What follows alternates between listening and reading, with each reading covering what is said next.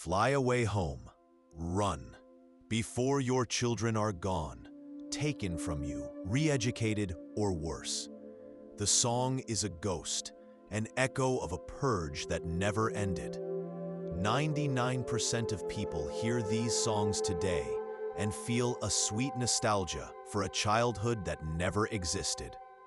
They have no idea they're listening to the brutal social commentary of the desperate. Think of Ring-a-Ring-a-Roses. You've heard that one too. The children sing it with a grim cheerfulness. A pocket full of posies, the useless herbs carried to ward off the stench of death, the Black Death. It was the simple, elegant lie that hid the brutal architecture of the real prison. You know this because you felt the walls of that prison go up around you, brick by invisible brick. You remember when Thomas's son was born just 2 months ago. You saw the look on his face when the priest explained the fee for baptism, a small donation to wash away the infant's original sin. Without it, the priest had murmured, the boy's soul would be damned to limbo should he fail to draw breath tomorrow. The history they teach you is a carefully constructed story, a comforting myth. And right now, 3 feet beneath the damp Scottish soil, you've just found the evidence that burns it to the ground. The wind whips across the ruins of the remote monastery, a mournful sound that seems to carry the ghosts of 1,000 forgotten years. In your pocket, your fingers trace the cool, unnerving smoothness of a small stone. Its weight, a secret you can't yet share. It feels heavier than it should. Your ground-penetrating radar sits nearby, humming softly, its screen displaying the impossible. They don't see the Cistercians, masters of water power, who built industrial-scale forges and mills, then used their religious authority and legal might to ruthlessly crush any secular competition, ensuring their monopoly on production for 100 miles in every direction. It's a chillingly modern blueprint.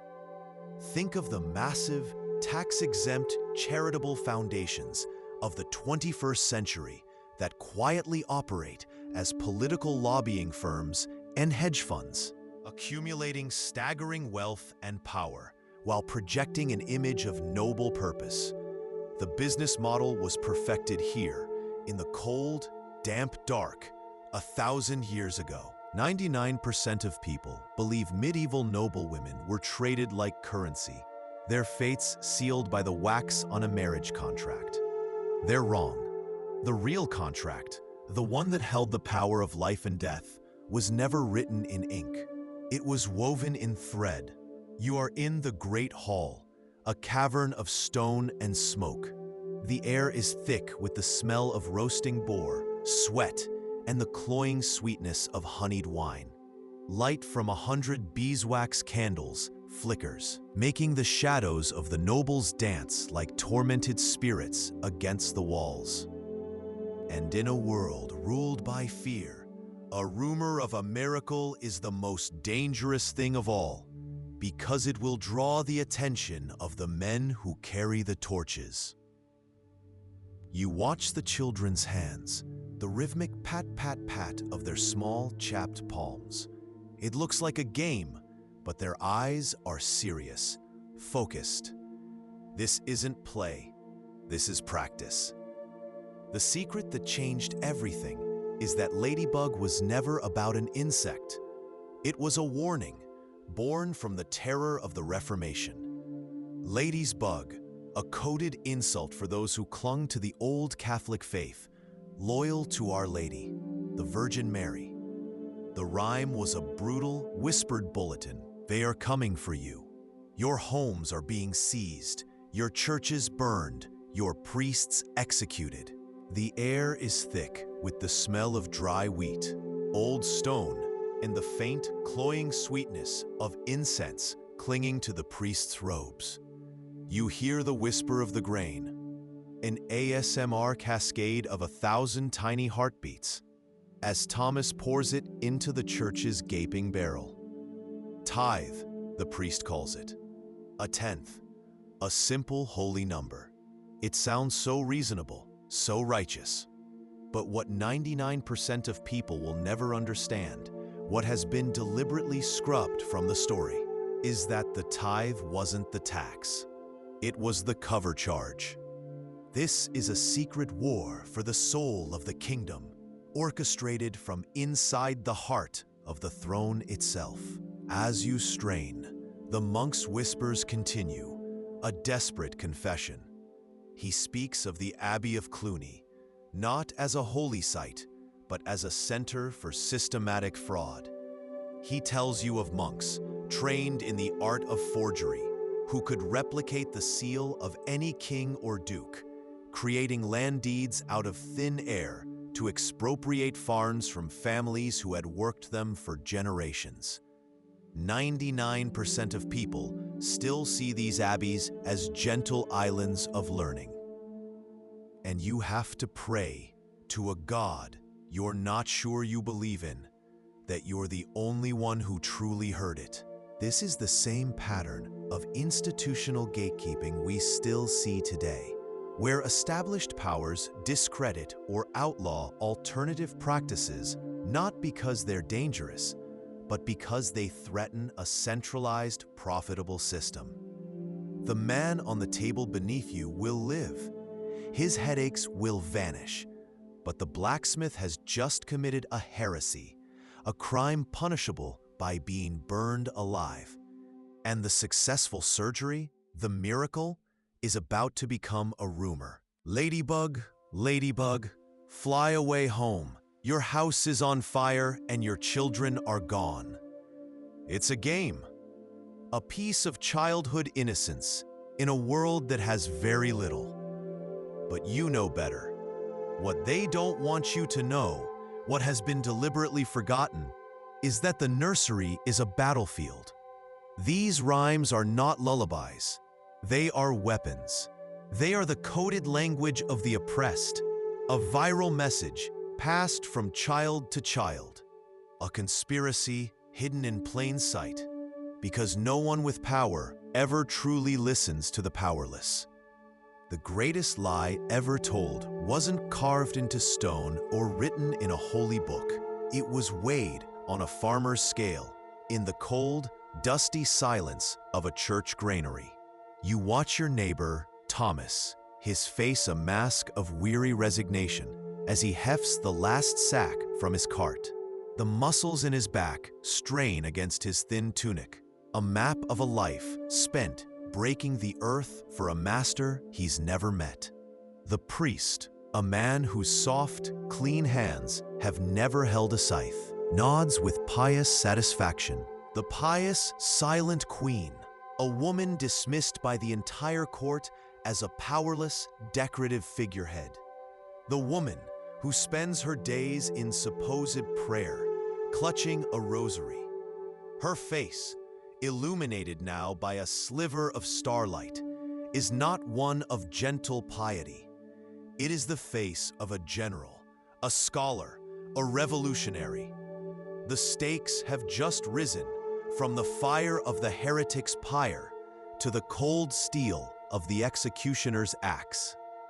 This is not a rebellion of peasants, but you're beginning to understand that prayer is only the public face of the enterprise. What they don't want you to know is that this abbey and hundreds like it are not sanctuaries. They are corporate headquarters. They are the first great multinational corporations, pioneering a model of expansion, industrial espionage, and financial opacity that the richest men of your future will envy and imitate. You kneel, your fingers finding the cold, grimy edge of the stone. Your fingernails scrape against the rough-hewn surface, the sound unnervingly loud in the stillness. It's heavier than you expect. You are replaying the last 4 notes of the chant in your head. They were not in the hymnal. A simple, descending phrase, a little flourish the choir master added. It was a tune of no consequence to anyone else, a final, beautiful sigh to end the prayer. But it isn't a tune, it's a map, and it's telling you where the network is meeting next. The old mill, down by the river bend where the water runs fastest. At the rise of the half moon.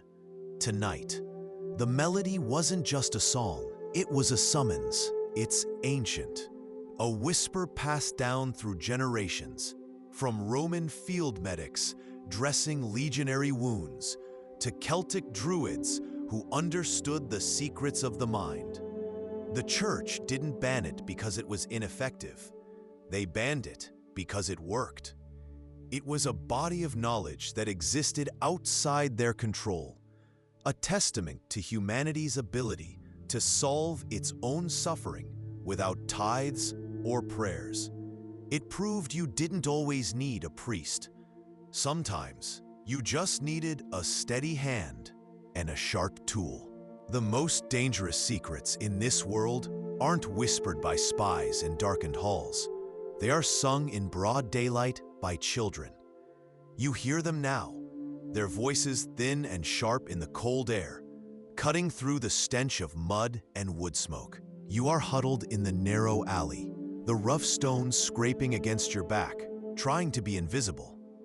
In the street, a small circle of children, their faces smudged with dirt and their feet bare in the freezing muck, are clapping their hands and singing. The song is simple, a melody you've heard 100 times. A message for someone out here in this sea of faces. A key to unlocking the knowledge she hid. The flames are climbing her body now, a shroud of fire and smoke. But you realize with a sickening lurch that they have failed. They are only burning the vessel. Her real power, her legacy, is a time bomb, buried in the earth. Its fuse lit and burning toward a specific day, years from now. And the bishop's nephew, basking in his victory, has no idea that the woman in the fire just set a clock ticking on his entire world. They preserve the practical, the useful, the human, the knowledge of medicine, engineering, astronomy, and history that the powerful are so desperate to control, to erase. One figure separates from the group, their stride more certain, their presence commanding the silence. You hold your breath, the cold air stinging your lungs. This is the leader, the one who holds all the threads of this conspiracy together. The figure reaches up with a slow, deliberate grace and pushes back their hood. And the forest, the world, your entire reality shatters. It is the Queen. The air is frigid, clinging to your skin with a damp chill that smells of fermenting grapes, wet earth, and something else, something ancient and sour. His candle flame trembles, casting his shadow, long and distorted, against a wall of slumbering wine barrels. He points a trembling finger to a flagstone at your feet, darker than the others, its edges unnaturally clean. There, he whispers, the sound swallowed by the stone. Your own breath catches in your throat, tasting metallic with fear. This is a place of prayer and piety. One mistake, one misremembered interval, and you lead your friends into a trap. The music swells to its final glorious peak. The sound vibrates through the stone, up your legs and into your chest, a physical presence that feels like judgment itself. Then, the final echoing word hangs in the air. Amen. Silence crashes down. It's heavier, more profound than the music it replaced. The farmer beside you coughs a wet, rattling cough. The merchant's wife crosses herself. The priest is turning from the altar, but you are not there anymore. They preach from every pulpit that to open the skull is to invite Satan himself into the soul. But here is the secret that 99% of people will never learn. The truth buried in mass graves and erased from official histories. Archaeological evidence unearthed centuries later from forgotten plague pits and lonely burial sites reveals a shocking fact. New bone growth around these skull holes proves that up to 70% of patients survive this supposedly barbaric procedure. This knowledge isn't new. Your ignorance has always been their most powerful weapon, and it still is. The war just uses different tools now. Algorithmic censorship that buries dissent, corporate-owned media that shapes your reality, the overwhelming flood of digital noise that makes truth impossible to find. They no longer need to burn books when they can simply bury the truth in an avalanche of distraction. They lied about the past, sanitizing it to maintain their power. It makes you have to ask, what else are they lying about right now? This is for us. The cylinder is a tomb. This is the key to the library, the real one. Protect the source, not the symbol. Swear it.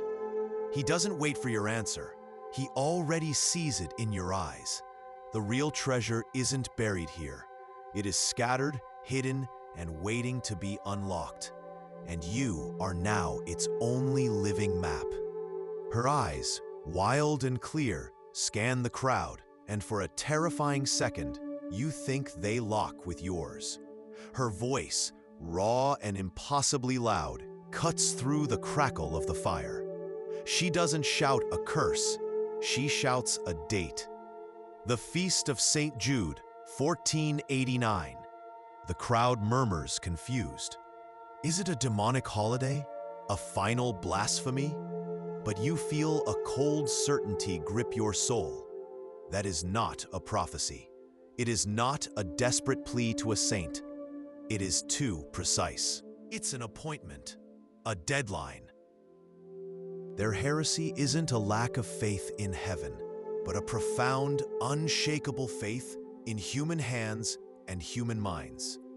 The symbol they use, an abstracted cluster of gears from an astrolabe, is how they find each other, a secret key marking a safe house or a trusted soul.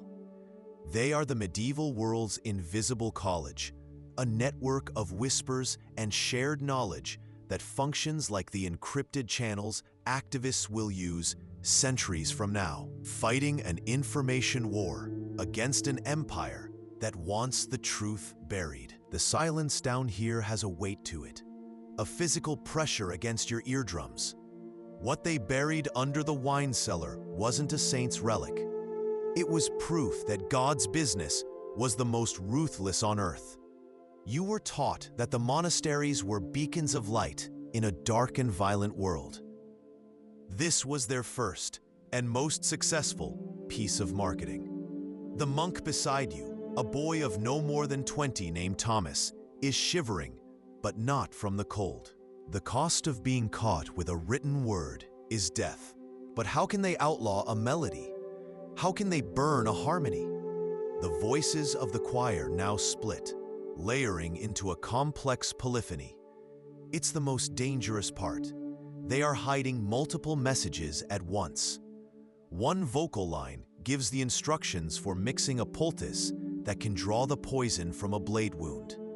Another, woven beneath it, describes the face of a new informant in the village watch. You must untangle them in your mind, your heart hammering a frantic, terrified rhythm against your ribs. The unforgettable, ASMR-level horror of a small-toothed saw grating against a living man's skull. This is trepanation, a hole drilled into the head to relieve the brain-crushing pressure from a wound.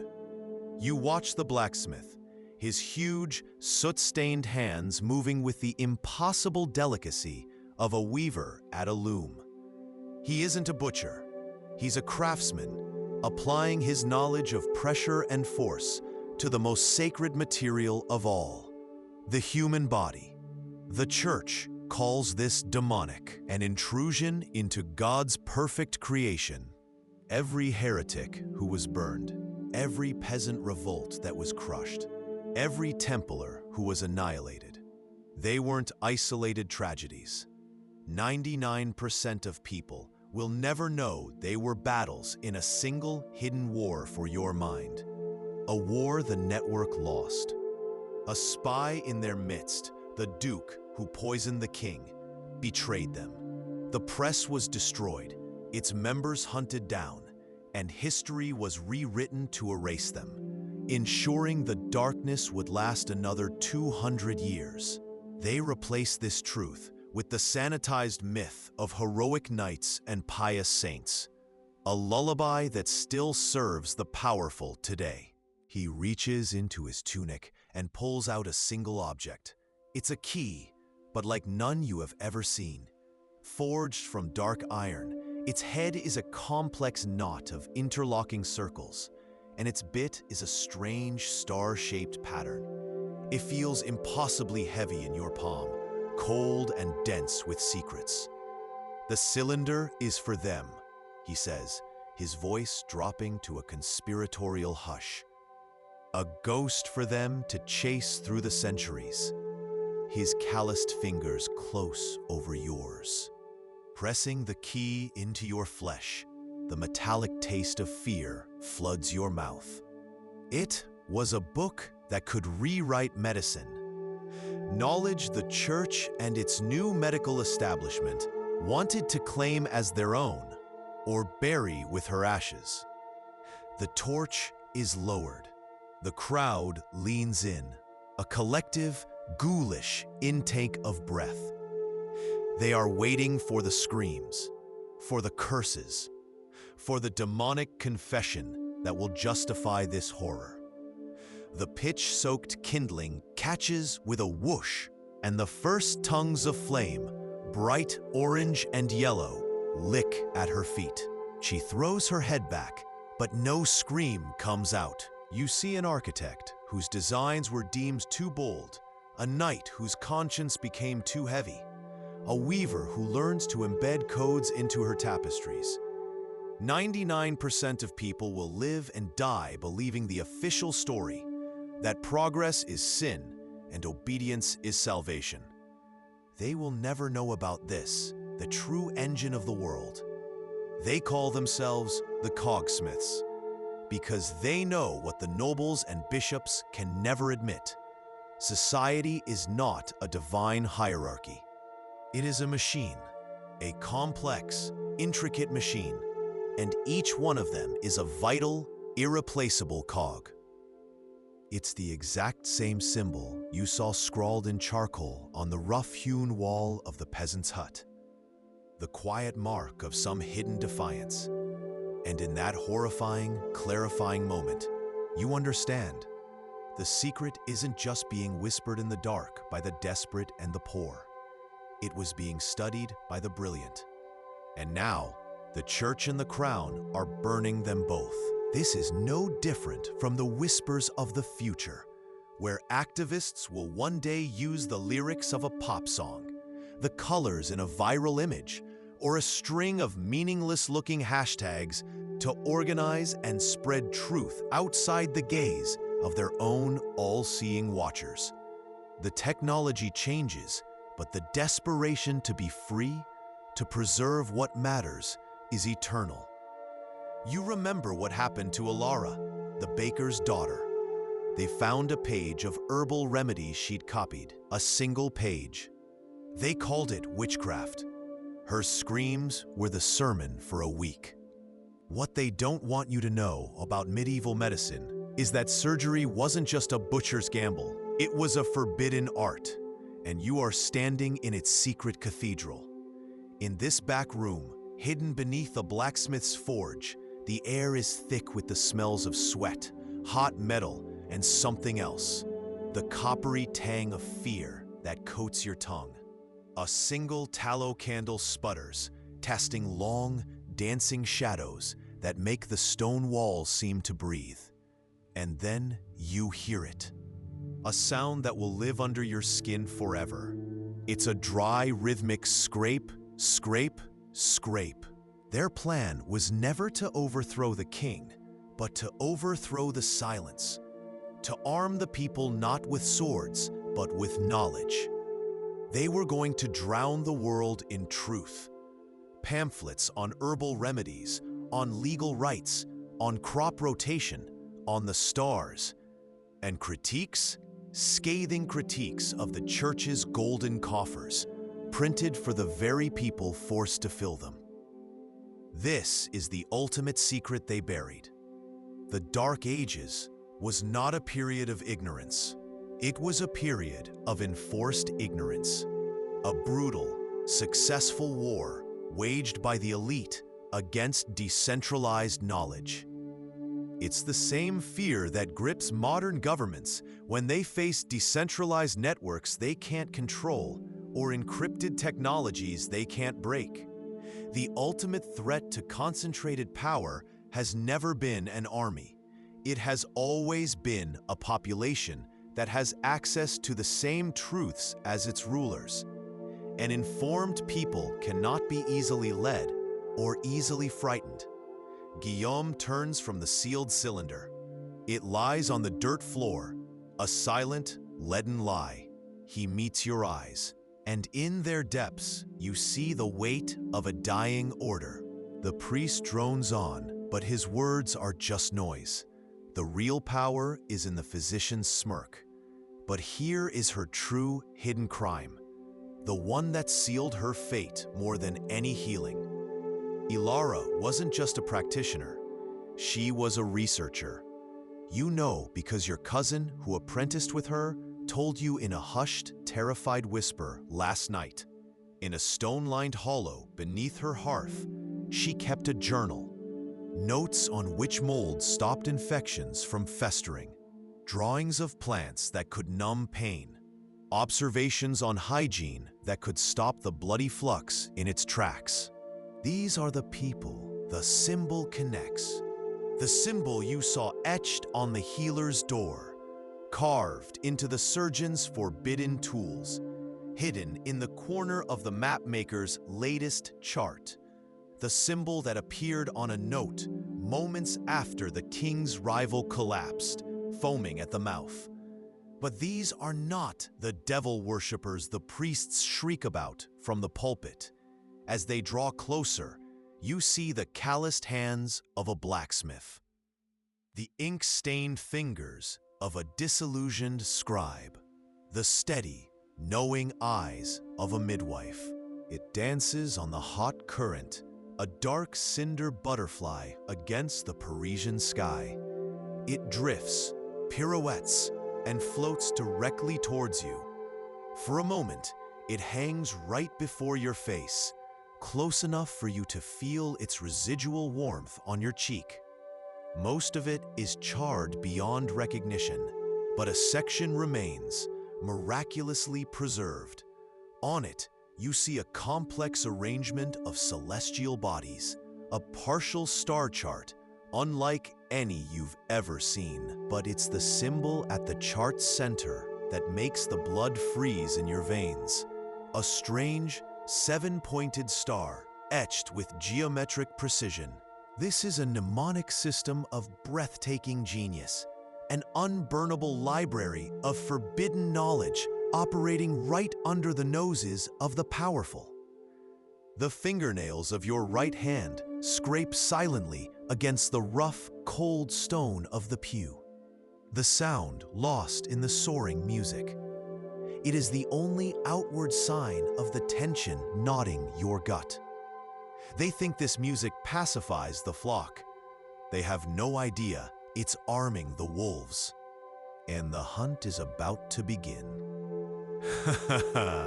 You finally see it, not with your eyes, but with the full weight of understanding. The great machine they guarded in the cellar, the secret they died for. It was never a weapon of war. It was a weapon of the mind. You can almost feel the phantom of it now. Not a catapult, but a press. A compact, brilliant design, built from forbidden knowledge the Templars salvaged from forgotten libraries. Roman ingenuity, Chinese mechanics. Its ammunition wasn't stone or steel, but tiny, beautiful pieces of lead type. Its target wasn't a castle wall, but the human soul. Their network of preceptories wasn't just a chain of forts, it was a logistical web that could move money, messages, and men with a speed and security no king could match. They built their empire on superior information. They were a state within a state, independent, powerful, and accountable only to themselves. And that is why they had to be destroyed. The real heresy was not spitting on a cross. It was the sin of possessing knowledge that kings and popes believed was theirs alone. This isn't a witch hunt. It's a hostile takeover. You are watching the medieval equivalent of a targeted smear campaign, a character assassination, where the trolls use torches and the platform is the town square, designed to annihilate a rival who threatens a powerful monopoly. As they force her onto the pyre, you hear the sound that will haunt your sleep for years. The high, scraping sound of her bare feet trying to find purchase on the rough-hewn logs. A sound of desperate, futile resistance. They tie her to the central stake. You hear the whisper thump of your own heart against your ribs, a frantic drum in the absolute quiet. You follow the last instruction, the North Star framed perfectly between the arms of a skeletal oak tree. Then, a sound. The soft brush of wool against fern. Figures emerge from the deeper darkness, their forms indistinct, their faces lost in the shadows of heavy cowls. Your hand tightens on the hilt of the knife hidden in your tunic. The metallic taste of fear floods your mouth. It's the same cold logic that makes a modern regime shut down the internet, that bans a book about a nation's true history, that persecutes intellectuals until they are either silent or gone. They aren't afraid of heresy. They are afraid of a population that can think for itself, that can build and heal and govern itself. A sudden gust of wind whips the pyre into a frenzy. The crowd gasps and steps back from the blast of heat. From the heart of the inferno, a single, blackened page is lifted into the air. That leap, from a low C to a high G, it's not just music, it's a distance. It perfectly mirrors the angle between two stars in the northern sky, the ones you must follow to find the safe path through the cursed woods. The rhythmic pattern the choir just repeated 3 times, that staccato beat, da-da-dum, da-da-dum, da-da-dum, it's a calendar. It signals the 3-day window to plant the nightshade, a forbidden crop, before the next new moon, ensuring the guards won't see the seedlings.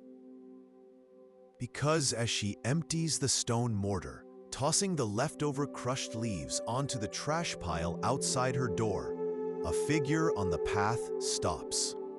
It's the priest, his silhouette a black gash against the last dying light. He doesn't look at her. He looks at the ground. He sees the bruised purple flower, unmistakable even in the gloom. He sees the evidence of a power that is not his own. A life has been saved, but a soul has just been condemned. Now, the whole village holds its breath.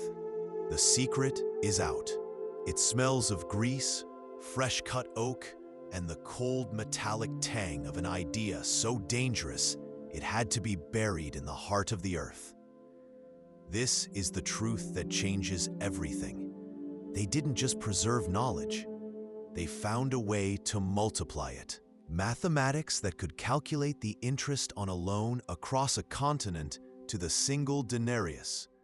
Astronomical charts so precise we could navigate by the stars better than any royal captain. Medical knowledge that could save a man from a wound that our own priests would declare a death sentence from God. This is the secret that historians rarely teach. The Knights Templar were not just monks with swords. They were Europe's first multinational corporation, its first international bank. The weapon they use is a book, a new terrible text that has spread through the clergy like a disease, the Malleus Maleficarum, the Hammer of Witches. It is a work of staggering intellectual violence, and one of its core tenets is the secret engine of this whole proceeding. The book states, with the full authority of the Church, that if a woman heals sickness where a man has failed, it cannot be through skill. It must be a pact with the devil. Her very success is presented as irrefutable proof of her guilt. It is the perfect, self-sealing argument. The secret the Church wants you to forget is that the most dangerous heresies weren't born in hellfire, but in the quiet courage of human minds. The greatest blasphemy wasn't denying God, but daring to believe in mankind. The hymn book feels thin and cold in your hands. Its verses a map you can't unsee, where the moon forsakes the sky and the silent owl does fly. You are here. The air in the forest is a physical weight, thick with the smell of wet soil and decaying leaves. Each snap of a twig underfoot sounds like a bone breaking. You listen to the sound of knowledge dying. It is not a loud scream, but a series of soft, intimate surrenders. You hear the wet, sucking hiss as a book bound in damp leather meets the embers, a sound like a final, despairing breath. This is what they fear most. Not a challenge to God, but a challenge to them. It's a fear that echoes through the centuries, a motive that never rusts. 99% of the people in this world, in this very room, will never learn to read a single word. They are locked in a prison of ignorance, their knowledge curated by the men in robes who stand at the altar. But the secret that changes everything, the truth that they would burn you for knowing, is that rebellion found a way to write its story not on paper, but in the air itself. You focus, shutting out the droning Latin of the priest. You listen past the melody. You listen to the space between the notes. Keeping you sick, afraid, and praying was more powerful, more profitable than allowing you to be healed by a woman with a garden. Back in the hut, a change. The frantic, shallow rasping of the boy's breath begins to slow, to deepen. His frantic tossing stills. A collective, unspoken sigh of relief passes through the silent, watching village. Ilara's medicine worked. Her knowledge was true. But her success has not saved her. It has just signed her death warrant. Then, a sound that makes your teeth ache, the deep, groaning scrape of stone on stone, a noise that has been sleeping for a generation. A section of the cave wall grinds inwards, revealing a chamber beyond. You expect a library, a vault of scrolls, a treasure of lost Roman knowledge. But it's not books. Inside is a machine. It is a monster of wood and iron, filling the secret space. A spiderweb of gears, a forest of levers, a symphony of precisely carved components that speaks of 1,000 hidden workshops and 1,000,000 secret hours. For 200 years in the Holy Land, Guillaume whispers, his voice a low, gravelly rasp that barely disturbs the silence. We did more than fight. We listened. We learned. He wipes a sweat-slick hand on his tunic, weaving a smear of grime. In the libraries of Damascus and the markets of Acre, we found things that Christendom had burned or forgotten. We collected texts from the Arabs and the Greeks, thousands of them. He gestures with the still hot ladle, a phantom weight in his hand. You know he prescribed mercury for a rash that only grew worse. Ilara's successes were a quiet, constant rebuke to his failures. Every baby she delivered, every wound she cleaned with boiled water and wine, every poultice that drew the infection from a farmer's leg, it was another purse of coins that did not find its way into his. It was another soul saved without his sanctioned, expensive ignorance. What 99% of people, then and now, never learn is that this is not a battle for God. It is a war for market share. And you realize this isn't just one man's ambition. This is something else entirely. What they don't want you to know is that this was not an act of faith, it was an act of control. Power in this age is a fragile thing, built on a foundation of managed ignorance. A peasant who knows how to read soil composition or Roman engineering is a peasant who might not need a lord. A merchant who has read Greek ethics is a merchant who might question the tithes. A woman who understands Arabic medicine is a woman who might not believe a priest's prayer is the only cure for a fever. The air tastes of beeswax, stale incense, and the faint, sweet smell of decay that clings to old stone. You watch the dust motes dance in the slivers of colored light filtering through the high stained glass window. To your left, a merchant's wife, her face a mask of piety, moves her lips in silent prayer. To your right, a farmer, his hands gnarled and stained with the memory of dirt, has his head bowed, his eyes closed.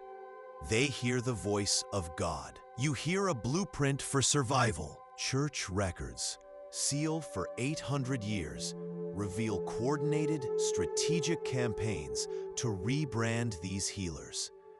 They were systematically hunted, their knowledge twisted into satanic rituals, their successes used as proof of their demonic bargains. They weren't persecuted for their failures. They were condemned for their successes. It's a medieval version of a story that still echoes today. The multi-billion-dollar pharmaceutical giant allegedly suppressing research on a cheap, natural cure that could threaten its patents. The stakes then were life and death, but for the church, it was about market share. The air grows still, so quiet you can hear the hiss of the torch flame eating the air and the wet, rhythmic drip of water from a stalactite, a sound like time itself leaking away. She looks at the Templar, a silent question passing between them. He gives a single, sharp nod. With a steady hand, she moves to the wall beneath the glowing spiral. You see it now, a keyhole so cunningly hidden within a fossil that it's nearly invisible. She inserts the heavy iron key. For a moment, nothing. Nothing. You watch him seal the lead tube, a perfect decoy for the king's men and for the treasure hunters of centuries to come. They will search for relics, for the Grail, for mountains of silver. They will be looking in the wrong place, for the wrong thing. What they don't want you to know is that the Templars' true power, the source of their unimaginable wealth and influence, was never a gift from God or a blessing from the Pope. It was stolen, or rather, absorbed from their enemies. They say she blighted the miller's crop and curdled the milk of the Jarl's favorite cow. Lies, thin as cobwebs, that anyone with sense could see through. But sense has fled this place. The real crime, the one they don't dare speak aloud, stands over by the church steps, draped in clean linen and self-satisfaction. The bishop's nephew, the new physician, armed with a university degree from Padua and a satchel of pristine, unused tools. You've heard the whispers. You know he tried to cure a fever by bleeding a boy who then died of weakness. You hear the small, wet sound as the king swallows the wine, a sound that echoes in the sudden quiet of the hall, like a shovelful of dirt hitting a coffin. The coup has begun. No one heard the blade, no one saw the blow, but a king has just been slain in front of his entire court. And as the duke turns, a flicker of firelight catches the bottom of his scabbard, and you see it.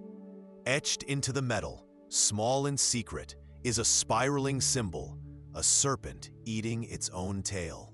The script is not Latin, but elegant, flowing Arabic, and the illustrations are of surgical tools, of herbs, of the human body mapped with a precision the church calls profane.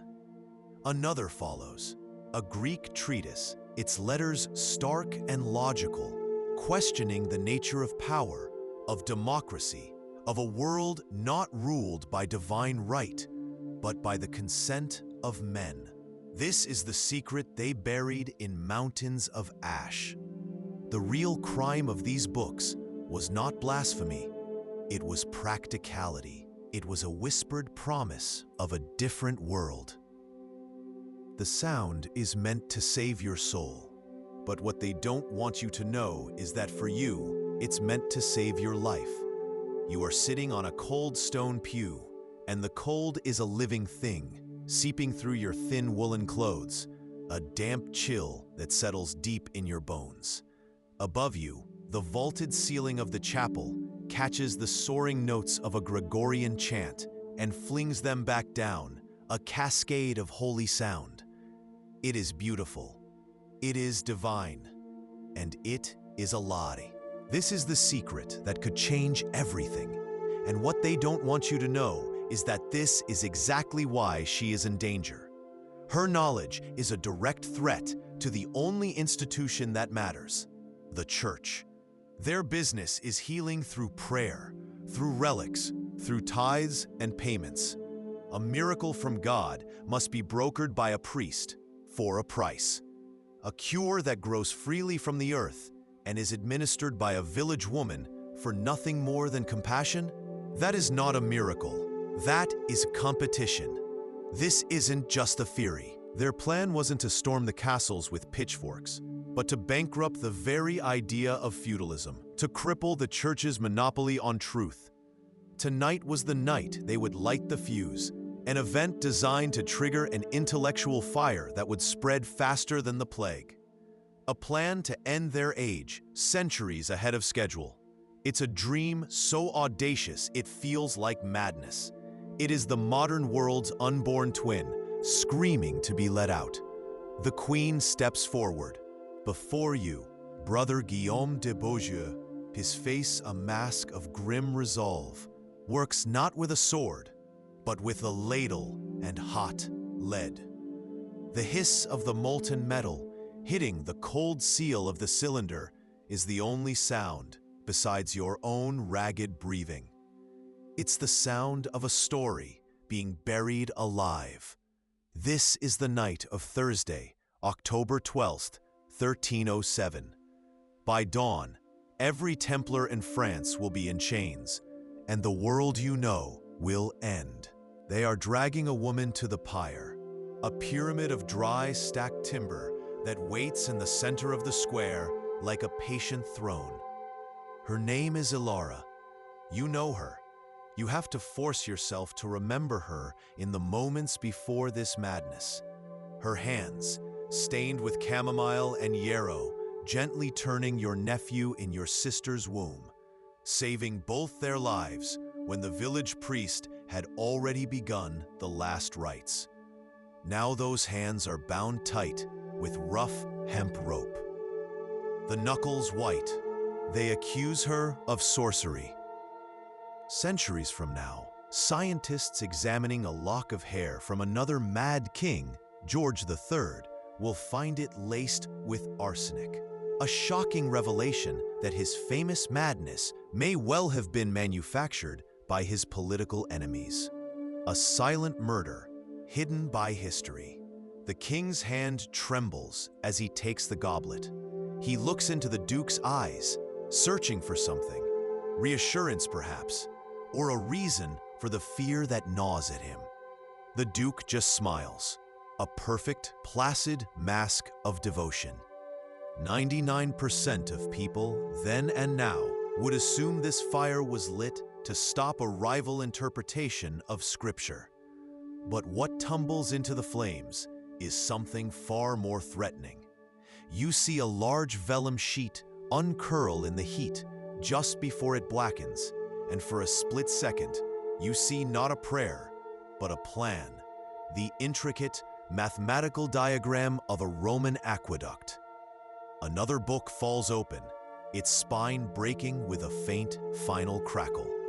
And you know, with a cold certainty that eclipses even the memory of the plague, that he will burn your entire valley to the ground to make sure your secret dies with you. It's advanced pharmacology. This woman, who cannot read or write her own name, holds a knowledge of botany and chemistry that is centuries ahead of its time. She knows the precise, non-lethal dosage that can slow a racing heart and break a deadly fever. She is a doctor with a pharmacy at her feet. In her garden, you also see the tall, proud stalks of foxglove, what a future world will call digitalis, a cure for failing hearts. You see the willow trees by the creek, whose bark she boils for tea to soothe aches and pains, a raw, natural aspirin. What they don't teach you is that for the powerful, it was a carefully managed state of being. An age of ignorance isn't a void, it's a fortress. Its walls are fear, and its currency is obedience. And these people, they were the saboteurs. This network, the Cogsmiths, wasn't just for sharing forbidden medical texts or astronomical charts. That was merely the training. This was a revolution in waiting.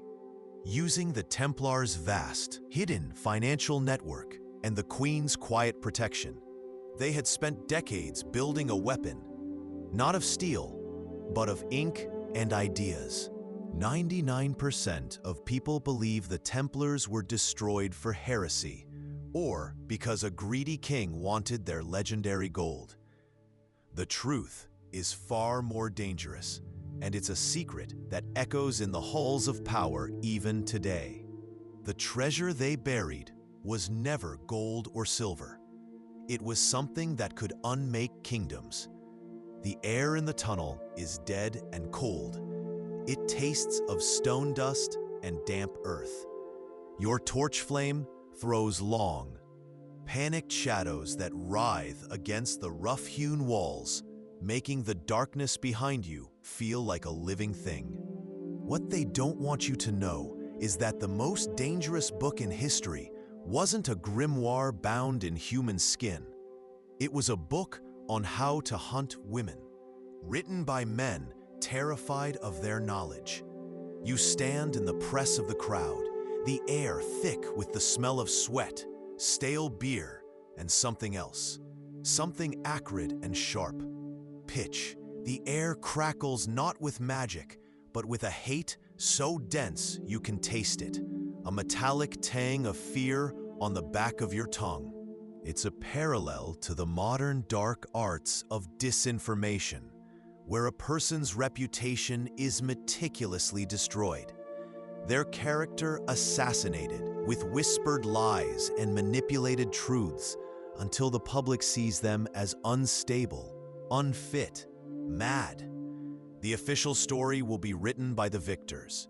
Historians will blame a weak constitution, a sinful nature, the judgment of heaven.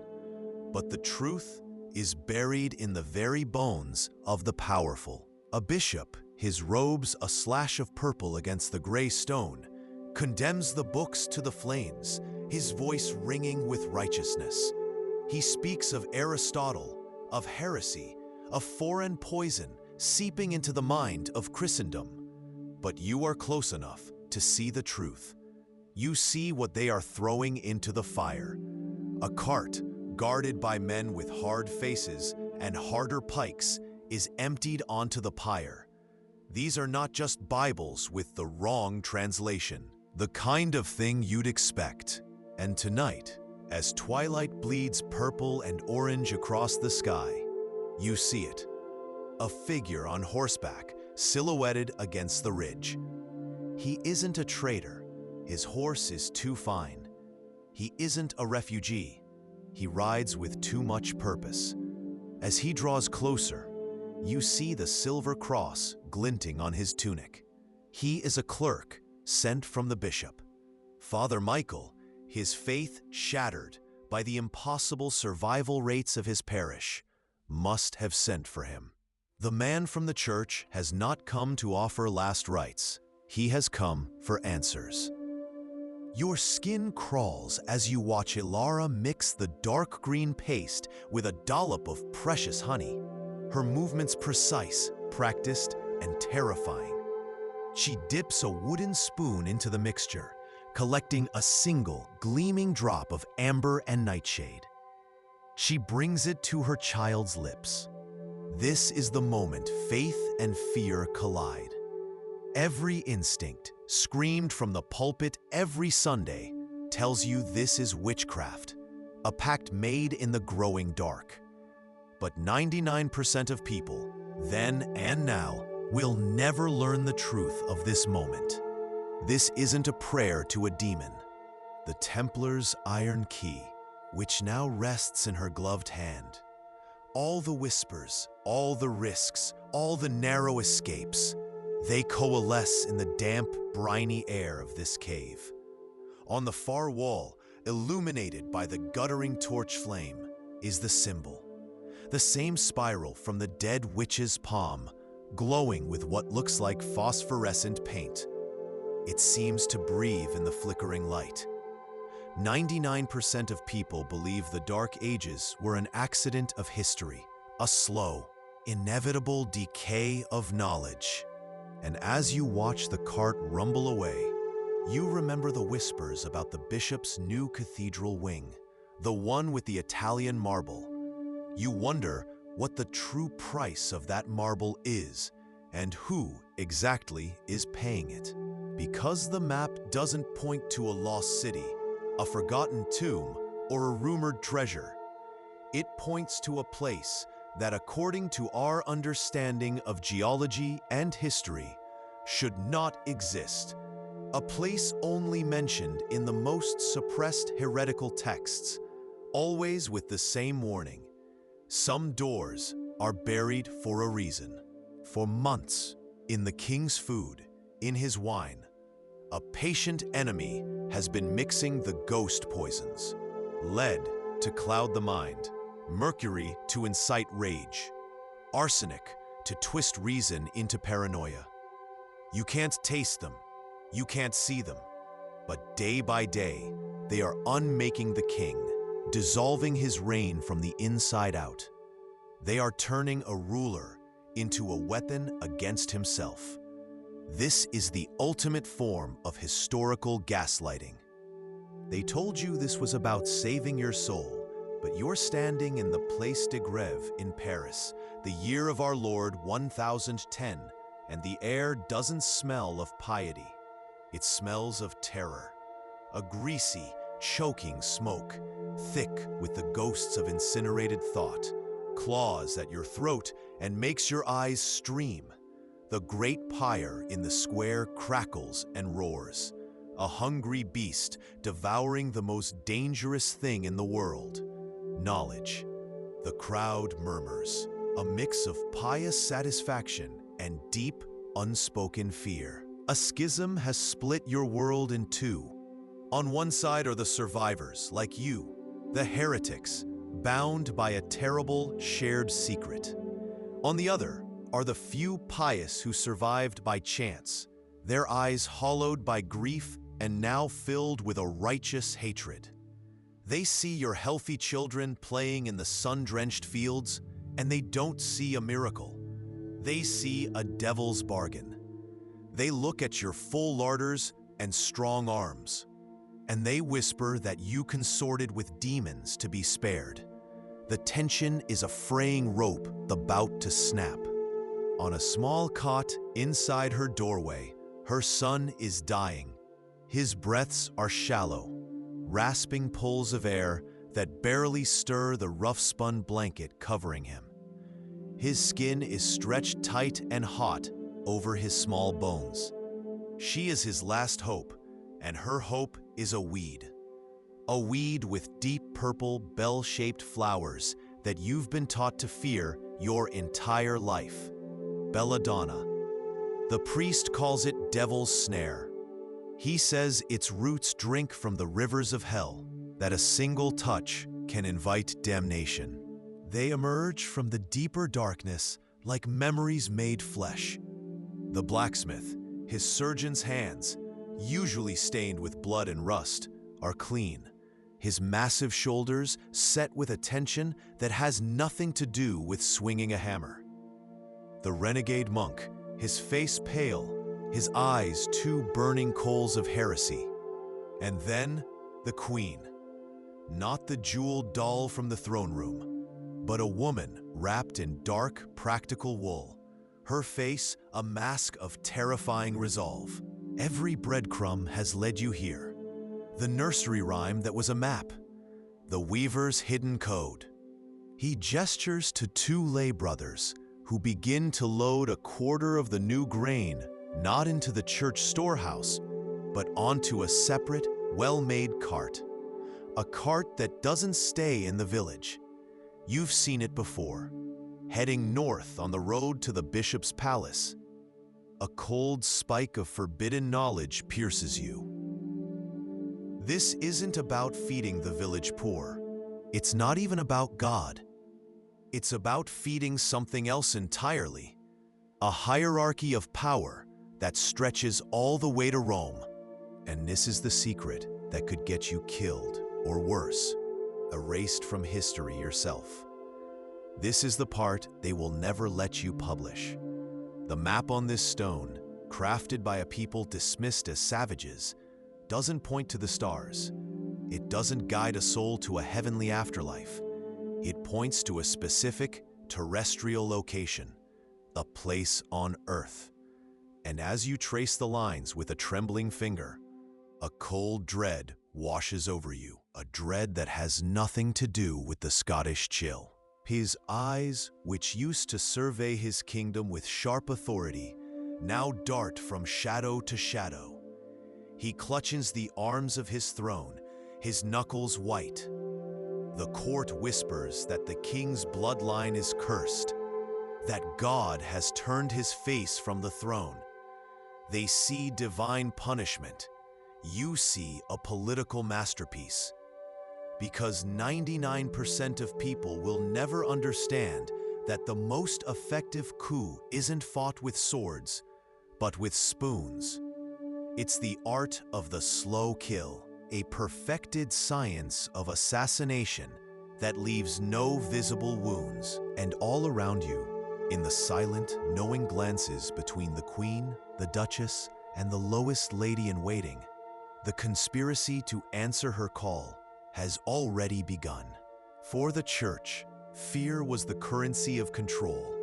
A populace terrified of divine retribution is a populace that will pay any price for salvation, that will cling to the priests who claim to hold the keys to heaven.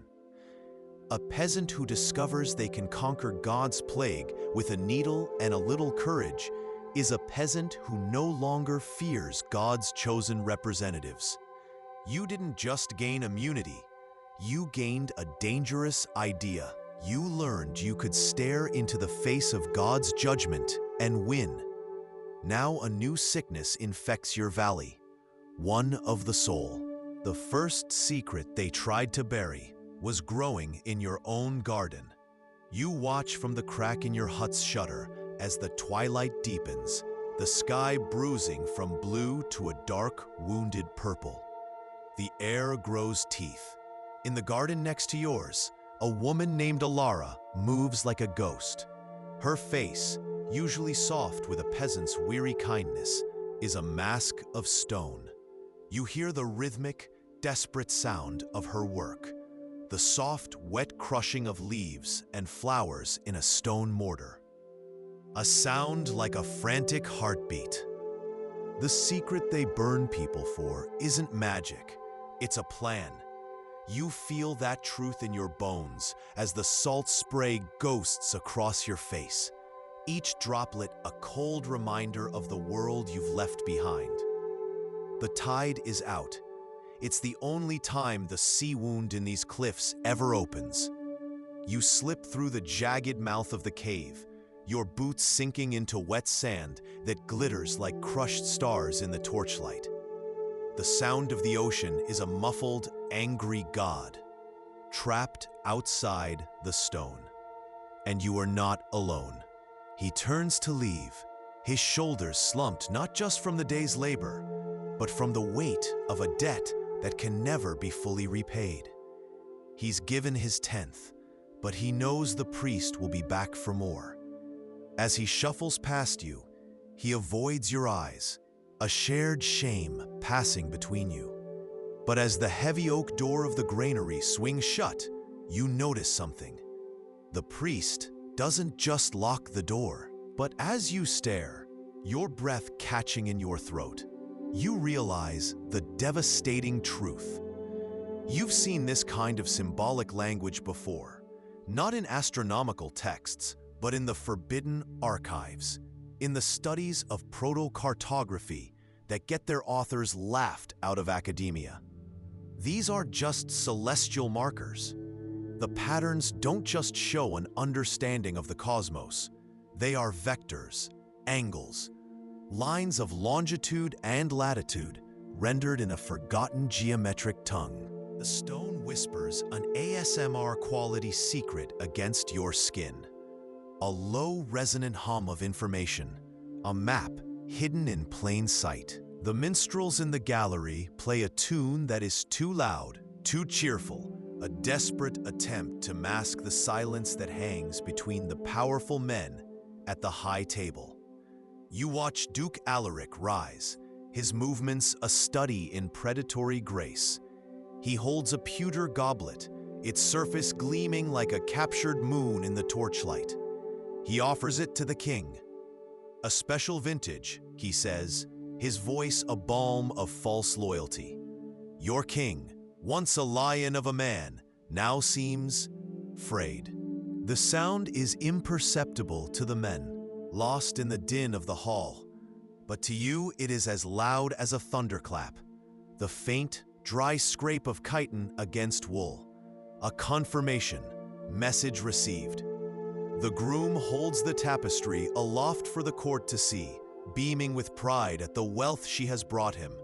He is a fool. He has no idea he is holding his new wife's declaration of war.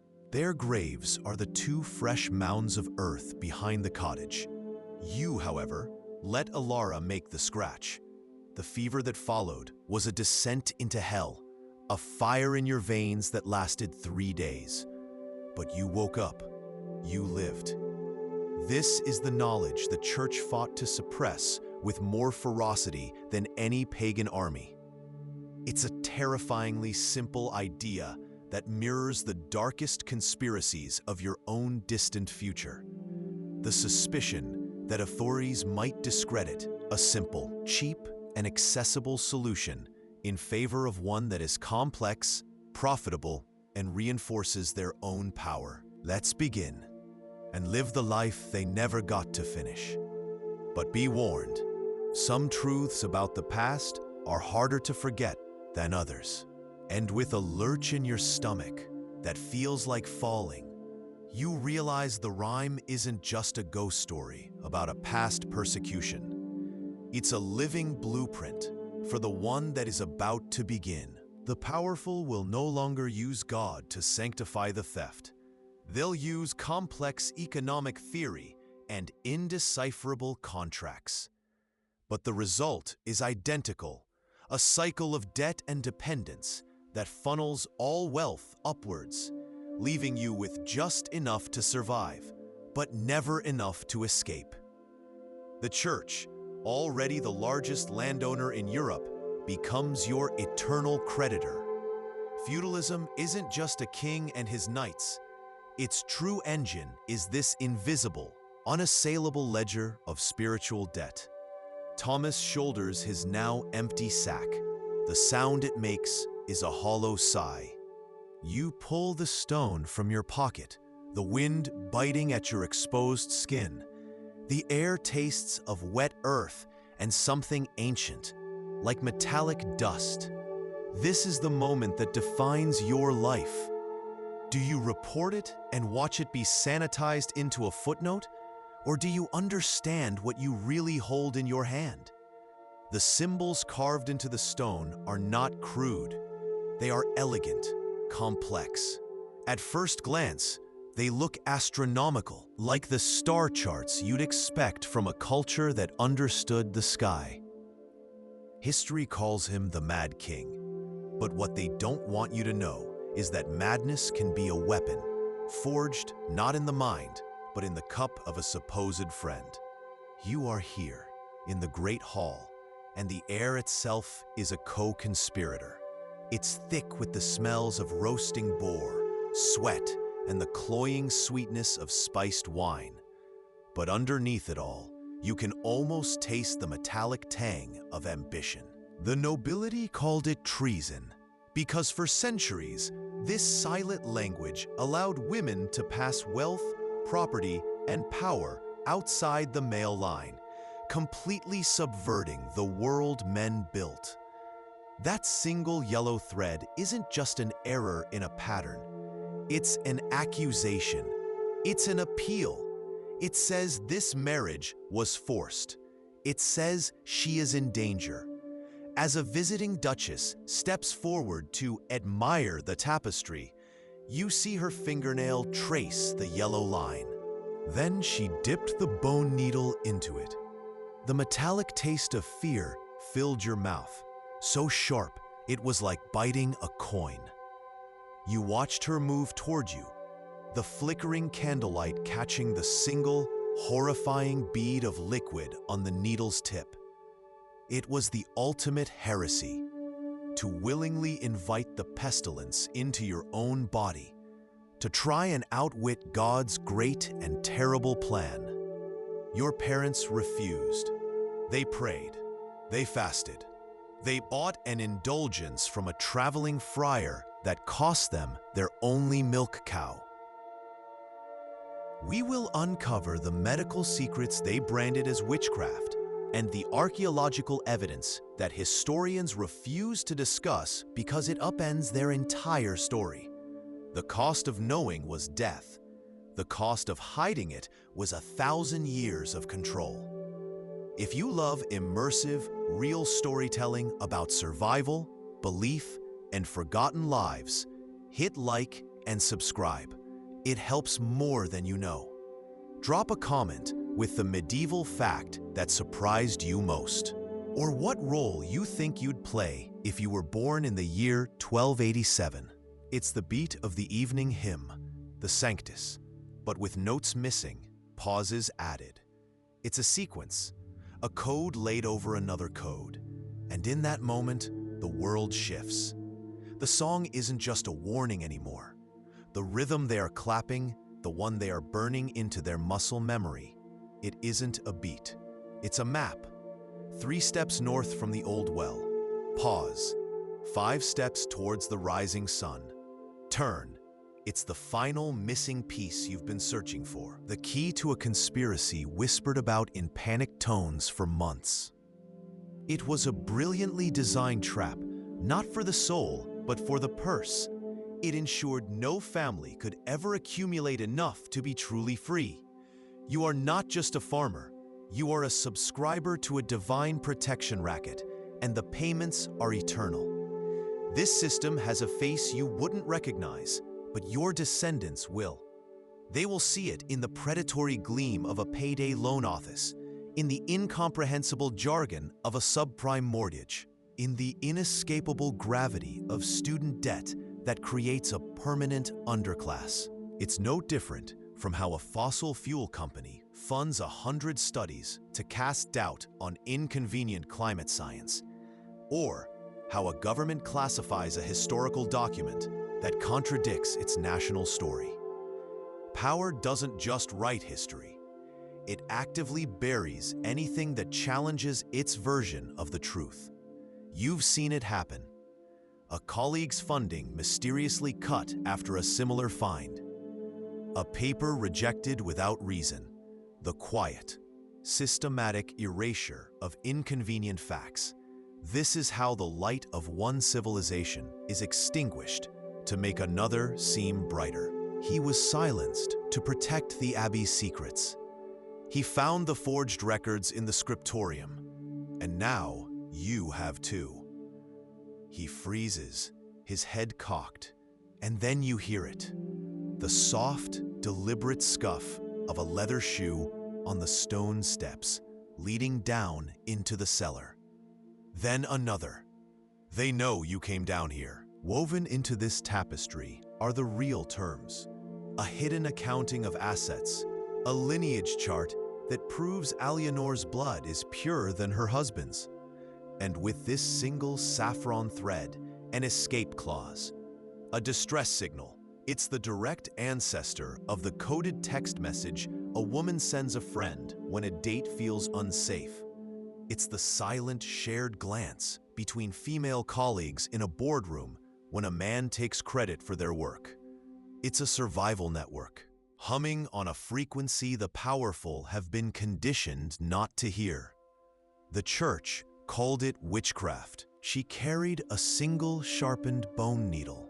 She told you God's wrath wasn't a storm to be weathered with piety, but a wolf at the door you had to fight. 99% of people, then and now, believe survival was a matter of luck or divine favor. They will never learn about the grim ritual that happened in this valley. Ilara took a clean linen cloth and gently pressed it to a pustule on a boy who had the plague, but was miraculously recovering.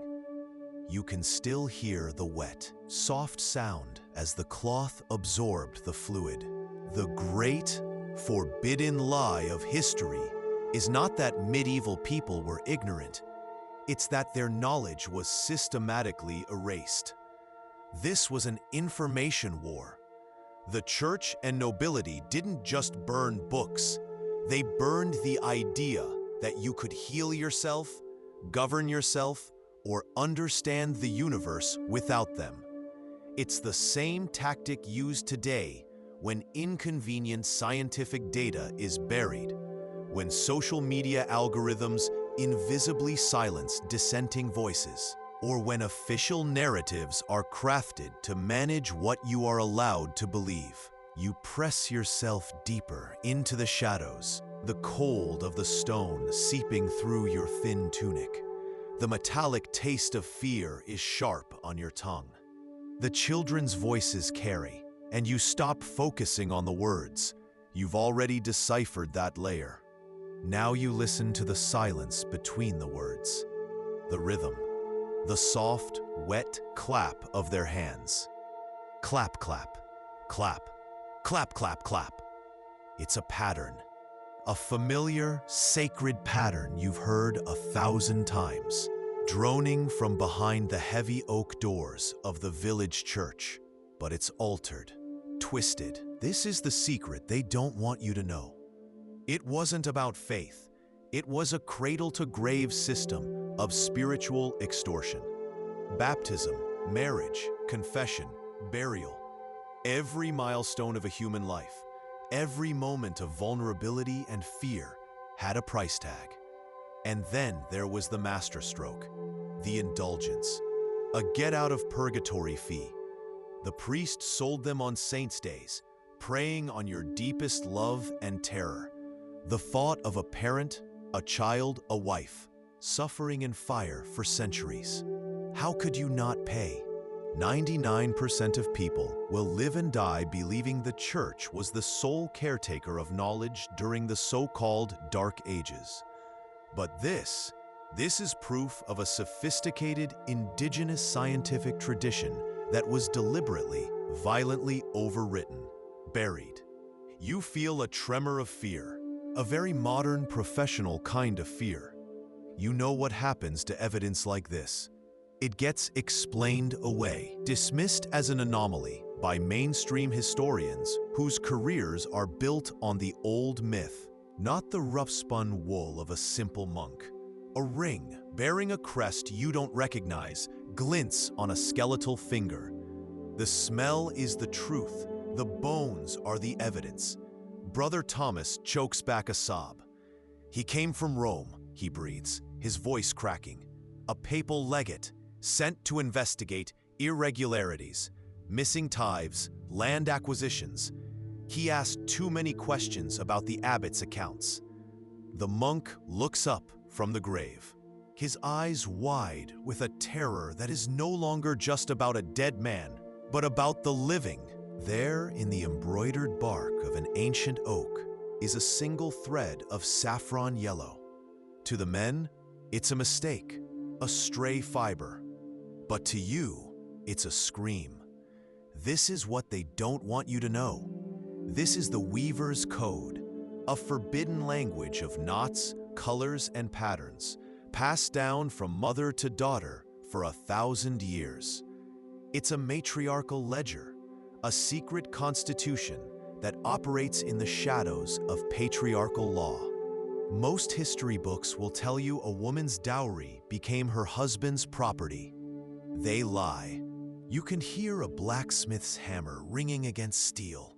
This quiet is the most terrifying sound in the world. In the next valley over, a day's walk from here, they say 9 out of every 10 souls have been taken.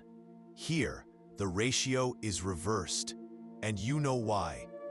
You run a thumb over the small puckered scar on your forearm, the blessed scratch. It's a secret you carry in your very blood. You remember old Alara, her eyes like chips of flint, coming to you in the dead of night. She didn't carry a crucifix or offer prayers. Beneath a loose floorstone, where your family hides its precious winter grain, your fingers scrape against the foundation. You feel a carving. It's not a cross. It's a complex, spiraling symbol, ancient and alive under your touch. Your mother sees you, and her hand clamps over your mouth. Her eyes are wide with a fear older and deeper than her fear of God or the local Lord. This symbol is the first breadcrumb in a trail of secrets, the powerful buried so deep they thought them lost forever. A tissue, the violent final sneeze of a collapsing respiratory system. We all fall down. No explanation needed. It was never a song about dancing in a field. It was a bitter, mocking satire of the church's powerlessness. A prayer that did nothing. A government that did less. It was the medieval equivalent of using a TikTok trend to mock a dictator, an internet meme to organize a protest. It's a powerful, terrifying reminder that culture is often the last and only refuge when everything else has been taken from you. It was a silver coin Thomas didn't have, a coin he had to borrow from the church. You remember your own wedding, the mandatory gift required to have it blessed, another debt to be paid in grain or labor. And you remember, with a cold knot of dread in your stomach, the cost of burying your own mother last winter. The soul scot, a fee for the burial plot in holy ground, and another for the prayers to speed her through purgatory. It cost you 2 of your best sheep. Your children were thinner for it all winter. The official story, the one etched into plaques and textbooks, is simple. 12th century Christian monks arrived in this pagan wilderness and brought the light of civilization. They built this chapel, a testament to God in a land of superstition. But the data flickering on your screen tells a different, older story. Beneath the Christian chapel, clear as day, are the foundations of a much older structure. And it's not the crude hut of some wild tribe.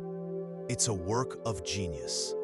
The walls are aligned with perfect, chilling mathematical precision to the winter solstice sunrise. The stone gives way with a deep, groaning scrape that seems to echo from the very foundations of the abbey. You heave it aside. The smell hits you like a physical blow. It's not the sweet decay of fermenting fruit. It's the greasy, stomach-turning stench of rot, of finality. Your candle dips lower. There, in the shallow, excavated pit, is not a cache of hidden gold or heretical texts. It's a body, or what's left of one. The bones are wrapped in the tattered, mildewed remains of what was once fine crimson silk, the vestments of a high-ranking church official. Before the high table, Lady Alienor, barely 16, presents her dowry tapestry to her new husband, a man twice her age, with a jaw like a block of granite and eyes like chips of ice. He smiles, a predator's smile, as he accepts the gift. It's a magnificent work, a forest scene in deep crimsons and greens. But you aren't looking at the hunting dogs or the stag. Your eyes, like the eyes of every other woman in this hall, are locked on a single, deliberate imperfection. The church told you the Black Death was God's judgment. They were lying. The real secret to survival was a heresy they buried under 1,000,000 bodies. A truth so dangerous it could have saved the world or shattered it. You stand in the doorway of your cottage in the year of our Lord, 1349. The air in this valley should be thick with the sweet, cloying smell of decay. The sound of the death cart's unoiled wheel, a constant groan. But it isn't. You can smell the wet earth after last night's rain, the wood smoke from a neighbor's hearth. 99% of people believe the Dark Ages were a time of ignorance and decline. What they don't want you to know is that the darkness wasn't an accident. It was a weapon. The year is 1250. You are huddled in a cold, thatched roof hut. The air is thick with the metallic tang of wood smoke and damp earth. A single flame throws your shadow against the rough walls. You've never seen a toothbrush. You believe demons live in the fog that creeps from the fen. Your town blames goats for the plague. Welcome to the Middle Ages.